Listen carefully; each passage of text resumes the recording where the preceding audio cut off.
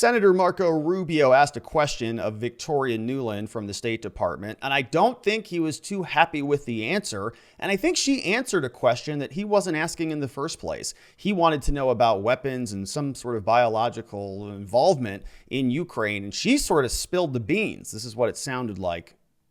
Well, I only have a minute left. Let me ask you,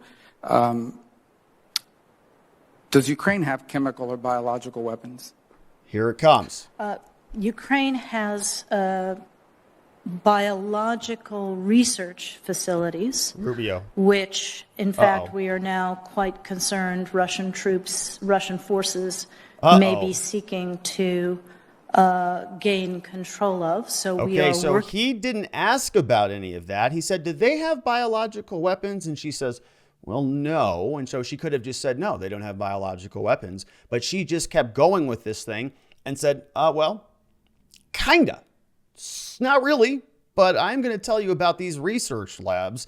And since we're not just studying salmonella poisoning there, we're actually concerned that the Russians, when they get their hands on them, might be trouble. With the Ukrainians on how they can prevent any of those research materials from falling into the hands of Russian forces should they approach. Yeah. I'm sure you're aware of that. Yeah, because, like they have science labs and chemistry classes there in Russia, and they're running low on experiments. So if they get their hands on those research materials, could be trouble. Now, we know that that was probably an unexpected answer from Rubio because he was asking a question that wasn't related to that at all. Didn't ask about biolabs in terms of research or domestic policy or about Russians. He said, do the Ukrainians have any capabilities?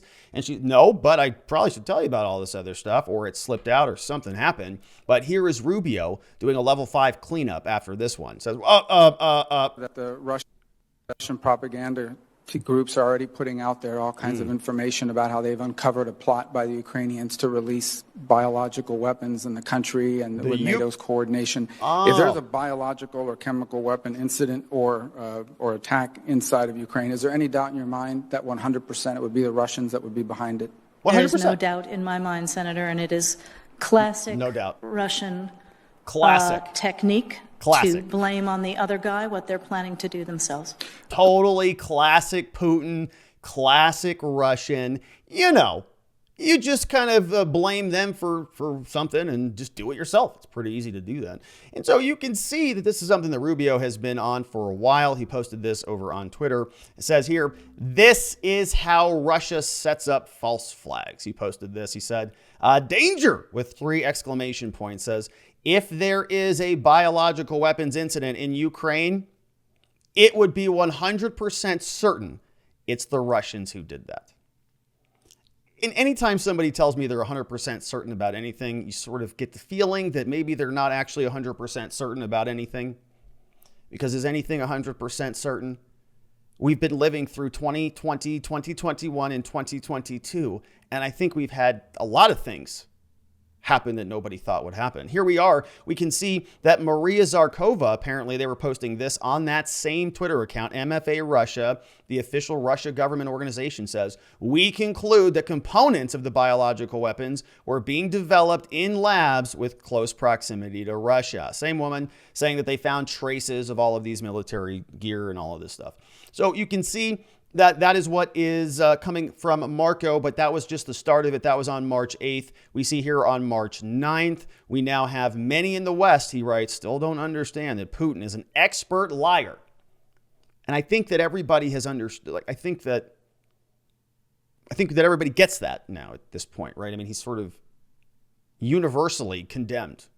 He doesn't care about, quote, the humanitarian relief. If, in fact, there is a ceasefire, it's because he sees some strategic or tactical benefit.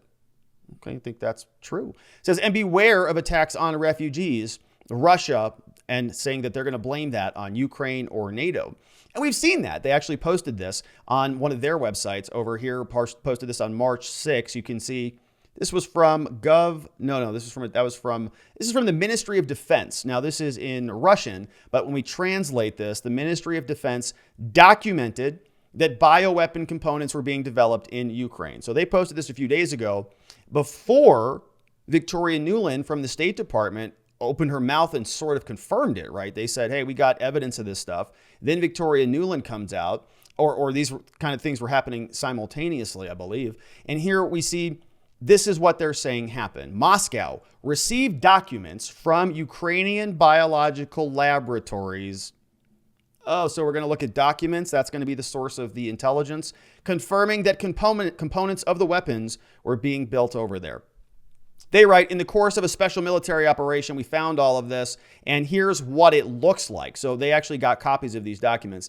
And if you want to go over to their Telegram channel, this is on Telegram. This is the link where I found this. And there are a bunch of photographs. Now, all of this is in, I don't know, Ukrainian or Russian, but I can't read it, whatever it is. Here's what they say. They say, according to the military, after the start of the operation, the Pentagon had serious fears that the world would become aware of the conduct of the secret experiments in Ukraine. And to hide the violation, they then were sent instructions to urgently eliminate all stocks, right? Get rid of everything because the Russians are coming in to stop us or to seize this stuff. And so they're sort of acting as whistleblowers according to the Russians. And this could easily be Russian propaganda, who knows? But a lot of what we're seeing here in the Western media feels to me like propaganda. And so it's kind of hard to decide whose propaganda is closer to reality when we're just being shoveled it by the spoonful every single day. This is one of the documents that they're sharing with us. You see, you can't really see much here.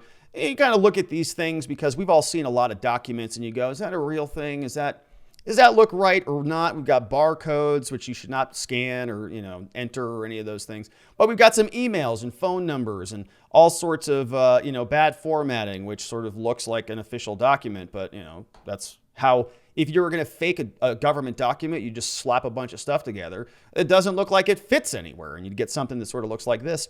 But here, you can't see exactly what's going on, but I can recognize some of these words. I'm sure you can too. This is E. coli.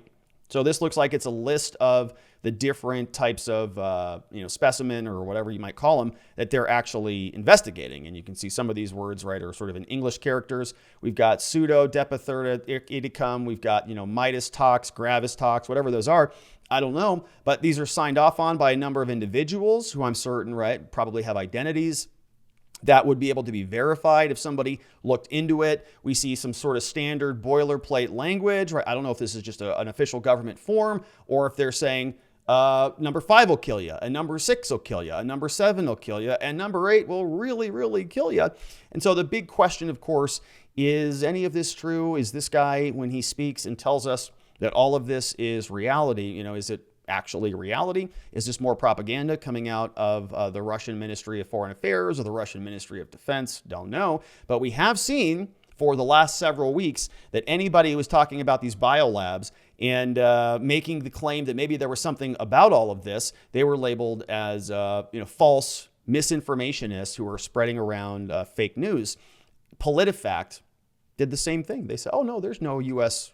run labs over there, using that very neat little modifier. Oh, it's not U.S. run. Oh, but it's probably just U.S. funded and U.S. influenced, and it's U.S. Delegated, but it's not U.S. run, so therefore it is false, when it turns out the State Department is acknowledging that's not entirely true. And so what do you think about it? Do you have an idea of what's going on or which one of these is closer to reality? If you do, please let me know down in the comments, and be sure to like this video and subscribe before you get out of here, because I look forward to seeing you on the next one.